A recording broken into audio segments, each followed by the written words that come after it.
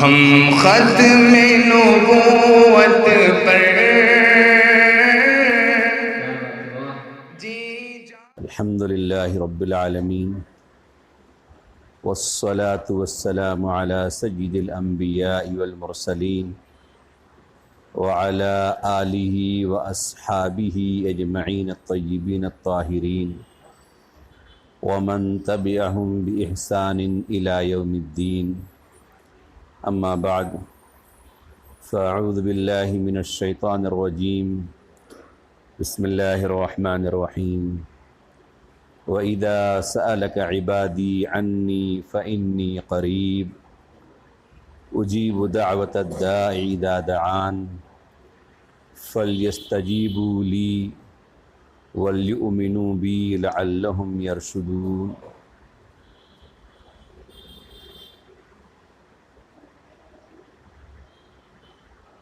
وقال تعالی وقال ربكم ادعوني استجب لكم صدق الله مولانا العظیم۔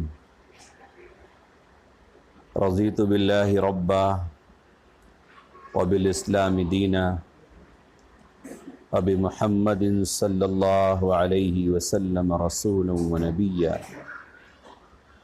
اللہم صل علی سیدنا مولانا محمد وعلى آل سيدنا ومولانا محمد وبارک وسلم۔ قابل احترام بزرگان دین اور برادران ملت اسلامیہ، اللہ تبارک و تعالی نے ہم تمام پر فضل و کرم فرمایا اور ایک ایسی نعمت سے مالا مال فرمایا جس نعمت کی کوئی قیمت نہیں ہو سکتی، کوئی بدل نہیں ہو سکتا، اور وہ سب سے بڑی نعمت، سب سے بڑی دولت ایمان کی دولت ہے جو اللہ نے ہمیں اور آپ کو عطا فرمائی ہے۔ اس ایمان کے ذریعے یوں تو بہت سی نعمتیں ہمیں میسر آئی ہیں،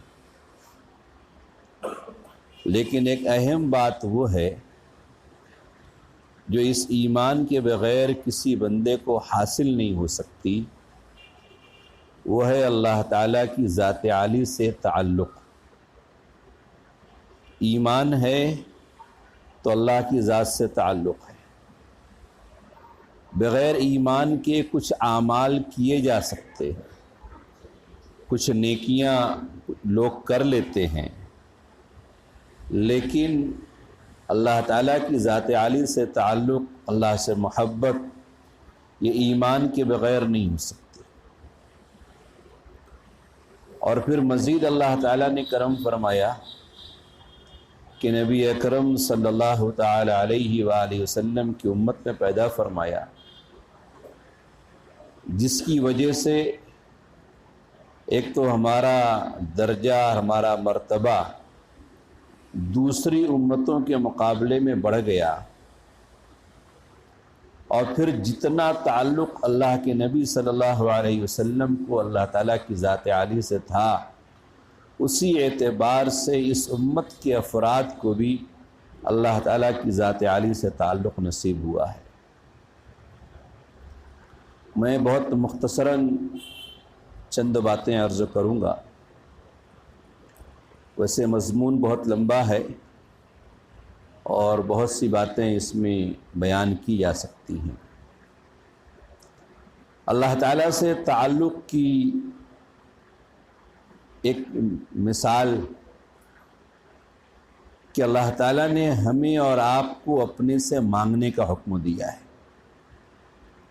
اللہ نے حکم فرمایا ہے، جیسے نماز کا اللہ نے حکم دیا، روزے کا حکم دیا، حج کا حکم دیا، ذکر کا اللہ نے حکم دیا، اسی طرح اللہ تعالیٰ نے اپنے سے مانگنے کا حکم دیا۔ وقال ربکم ادعونی استجب لکم، تمہارا پروردگار تم سے کہتا ہے کہ تم مجھ سے مانگو،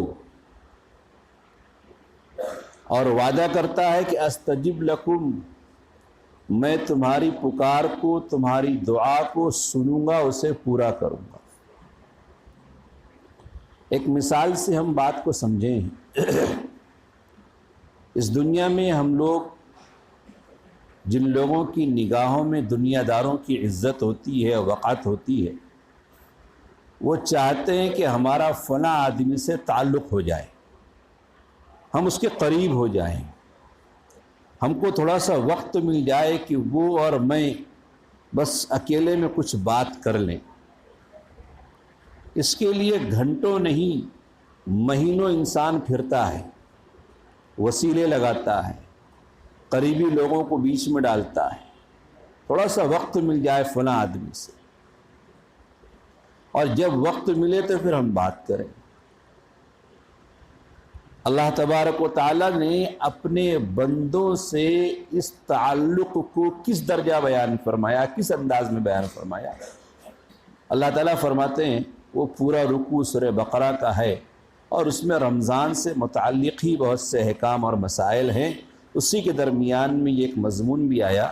اللہ فرماتے ہیں کہ وَإِذَا سَأَلَكَ عِبَادِي عَنِّي، اے نبی، اے محمد صلی اللہ علیہ وسلم، جب میرے بندے آپ سے میرے بارے میں پوچھیں،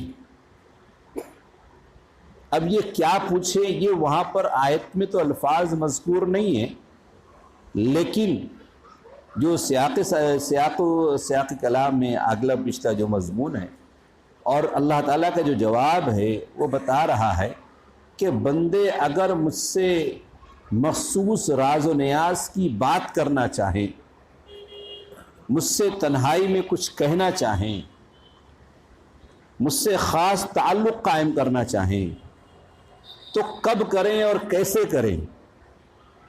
یہ سوال بندے جب آپ سے کریں میرے بارے میں، تو آپ ان سے کہہ دیجئے فَإِنِّي قریب، کہ میں قریب ہوں۔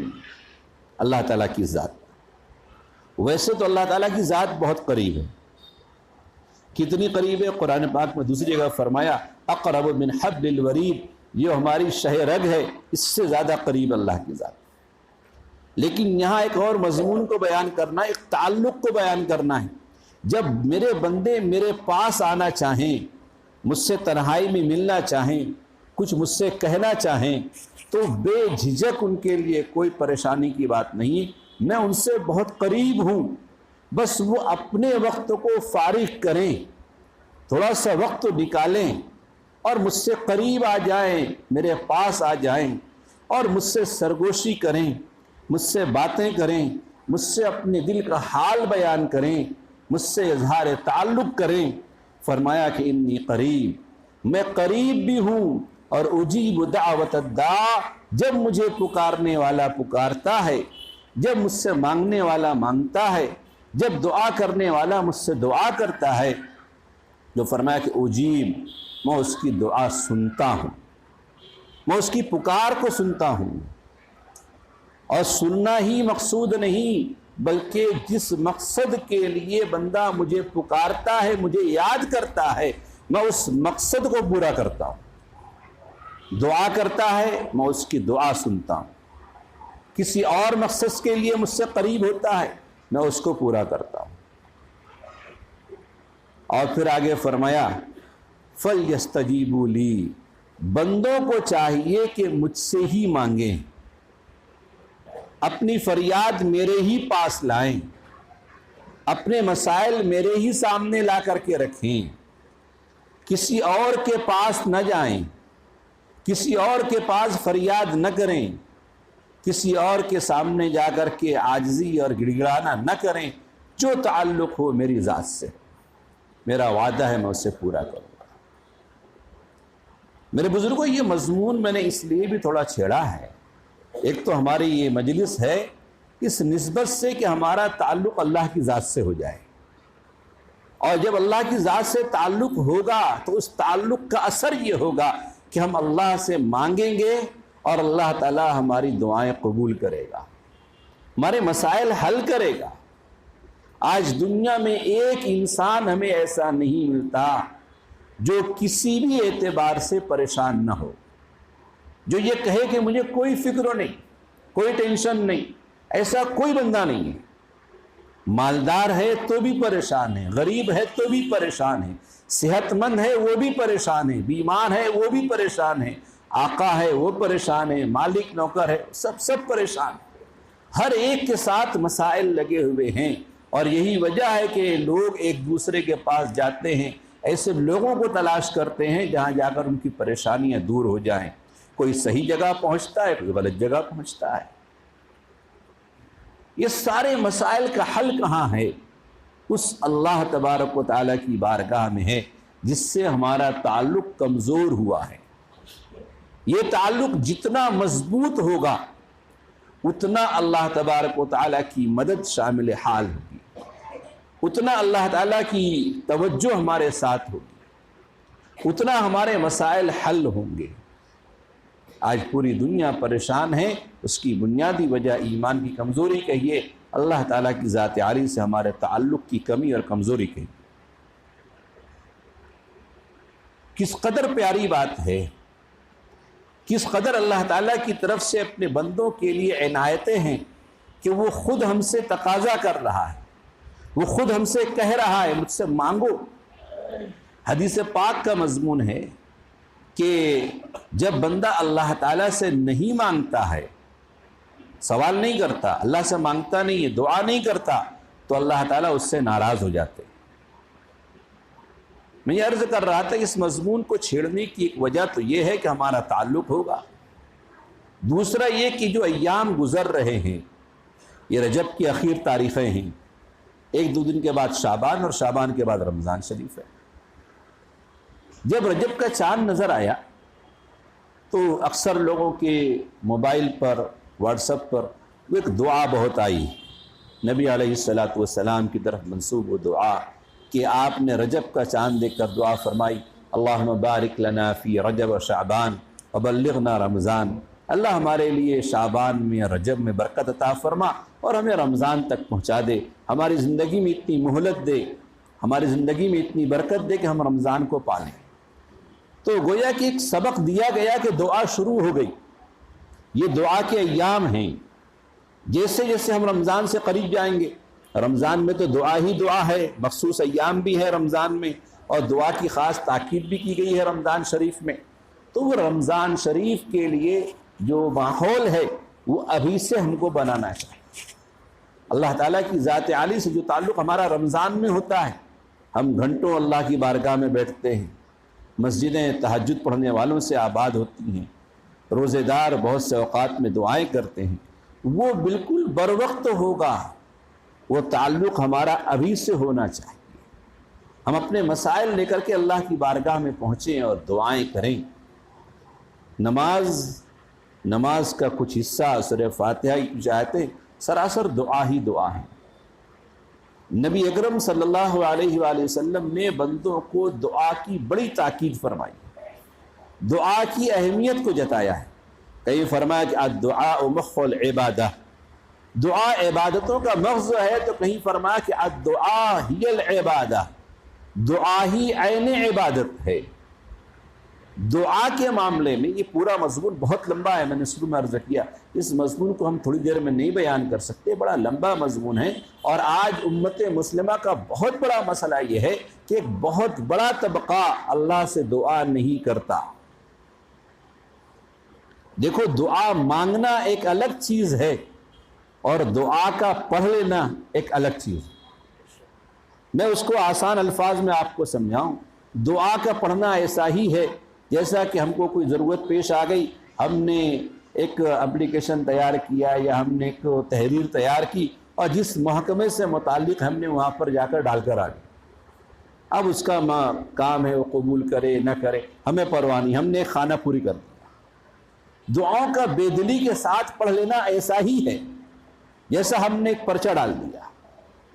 دعا مانگنا یہ ہے کہ اللہ کی بارگاہ میں جم جانا، جس طرح ایک بھوکا بچہ اپنی ماں کو منانے کے لیے وہ رو رو کر کے اس کو مجبور کرتا ہے، وہ اپنا پکانا، اپنا کپڑا دھونا، اپنے برتن کا کام کرنا، سارے کام چھوڑ کر کے واپس مجبور ہوتی نہیں، پہلے میرے بچے کی ضرورت پوری کر دوں۔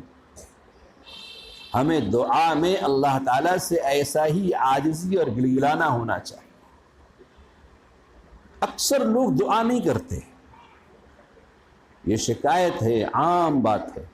نمازوں کے بعد جب ائمہ کرام ہاتھ اٹھا کر کے دعا پڑھتے ہیں، معاف کریں عام مزاج پڑھتے ہیں وہ دعا، مقتدی حضرات کا مزاج یہ ہے وہ دعا کے کلمات کی طرف دھیان بھی نہیں ہوتا، کوئی ہاتھ اس طرح کر رہا ہے، اس طرح کر رہا ہے، انگلیاں چٹکا رہا ہے، اور بس وقت بس ایک رسم ہے، ہاتھ اٹھایا اور منہ پہ پھیر لیا۔ اس نے کیا مانگا اس کو معلوم، ہمیں کیا کرنا تھا ہمیں نہیں معلوم، ہو گئی۔ دن رات میں 24 گھنٹے میں کوئی ایک لمحہ ایسا نہیں آتا جب ہم لوگ کچھ دیر دنیا مافیہ سے غافل سے بے خبر ہو کر صرف اللہ کی طرف متوجہ ہو کر بیٹھ جائیں اور اللہ سے اپنے مسائل مانگ لیں، اپنے مسائل کا حل مانگ لیں۔ یہ صورتحال نہیں ہے۔ بیمار ہوئے دواخانوں کے چکر لگائیں گے، پریشان ہوں گے دوسرے کام کریں گے، سارے اسباب ہم اختیار کر لیں گے، لیکن جو سب سے بڑا سبب ہے، جو سب سے بڑا ذریعہ ہے، جہاں مسائل حل ہیں، وہ اللہ تعالیٰ کی بارگاہ میں دعا کرنا ہے، وہ ہماری زندگی میں نہیں ہے۔ جو حضرات دعا کرتے بھی ہیں تو دعا کی وہ خصوصیتیں ان کے اندر نہیں ہو پاتی جو ہونی چاہیے۔ ایک واقعہ یاد آ گیا، میں آپ کو بتا دوں۔ علماء نے لکھا ہے، حجاج ابن یوسف کا نام آپ نے سنا، اس امت کا ظالم، حاضر الامہ، امت کا سب سے بڑا ظالم کہا جاتا ہے اسے۔ ایک مرتبہ خانہ کعبہ کا طواف کر رہا تھا، طواف کرتے کرتے اس کی نگاہ ایک نابینا پر پڑی، ایک اندھے آدمی پر پڑی، جو غلاف کعبہ پکڑ کر کے دعا کر رہا ہے۔ اور دعا کیا کر رہا ہے؟ اے اللہ مجھے آنکھیں دے دے، میری بینائی واپس کر دے۔ عام مزاج ہم سب سمجھتے ہیں اگر کوئی ماں کے پیٹ سے نابینا پیدا ہو تو اس کی بینائی واپس نہیں آتی۔ اب وہ دعا کر رہا ہے، مقام وہ ہے جو دنیا کا سب سے زیادہ بابرکت مقام ہے، دعا کی قبولیت کا مقام ہے، خانہ کعبہ کا غلاف پکڑے ہوئے ہے اور دعا کر رہا ہے اللہ مجھے بینائی دے۔ حجاج ابن یوسف نے طواف کرتے ہوئے 7 چکر کا طواف ہے، ایک چکر پورا کیا، دیکھا اس کی دعا میں مصروف ہے، دوسرا چکر کیا، تیسرے چکر پر جب حجاج وہاں سے گزرا تو حجاج نے اس سے پوچھا کہ بھئی کب سے یہ دعا کر رہے ہو؟ میں 3 چکر لگا چکا ہوں، جب سے میں یہی کرتے دیکھ رہا ہوں، میرے 4 چکر باقی ہیں، اگر یہ 4 چکر پورا ہونے سے پہلے تمہاری بینائی واپس نہ آئی تمہاری گردن مار دوں گا، تمہیں قتل کرا دوں گا۔ یاد رکھو میرا طواف پورا ہونے سے پہلے تمہاری بینائی واپس آ جانی چاہیے ورنہ قتل کرا دوں گا۔ سب جانتے ہیں وہ جو کہا اس نے وہ کرنے والا ہے۔ اب اس کی مصیبت بڑھ گئی بندے کی، پہلے تو صرف وہ آنکھیں مانگ رہے تھے، اب جان کے بھی لالے پڑے ہوئے۔ اب اس کی دعا میں جو آہوزاری، جو گڑگڑانا، بلکنا، رونا، جتنا وہ کر سکتا تھا اس نے پورا زور لگا دیا، یہاں تک کہ اللہ تعالیٰ کی ذات عالی کو بھی اس پر رحم آیا اور حجاج کا طواف پورا ہونے سے پہلے پہلے اللہ تعالیٰ نے اس بندے کی بینائی اس کو واپس کر دی۔ اب حجاج جب وہ طواف پورا کر کے وہاں پہنچا تو حجاج نے دیکھا کہ بینائی مل گئی، واپس آ گئی، کہاں مل گئی؟ اب حجاج نے کہا جس طرح تو پہلے دعا کر رہا تھا اگر سال بھر بھی ویسے دعا کرتا تو بینائی واپس نہیں آتی، اس لیے کہ تیری دعا میں اثر نہیں تھا۔ اب جب تیری جان کے لالے پڑ گئے اور تجھ کو یقین ہو گیا کہ میری گردن ماری جائے گی، تب تو نے جم کر کے دعا کی ہے۔ دعا اس طرح کی جاتی ہے تب جا کر کے اللہ کی بارگاہ میں قبول ہوتی ہے۔ یہ ایک واقعہ میں نے ذکر کیا، اب اس واقعے کو ہم سامنے رکھیں اور ہماری دعاؤں کا حال تو دیکھیں۔ اللہ تعالیٰ کا وعدہ اپنی جگہ سچا ہے، وَمَنْ أَصْدَقُ مِنَ اللَّهِ قِيلًا، اللہ سے زیادہ سچی بات کرنے والا کوئی نہیں، اللہ سے زیادہ سچا وعدہ کسی اور کا نہیں ہو سکتا۔ ہم کہتے ہیں کہ ہم دعا کرتے ہیں، دعا پوری قبول کیوں نہیں ہوتی؟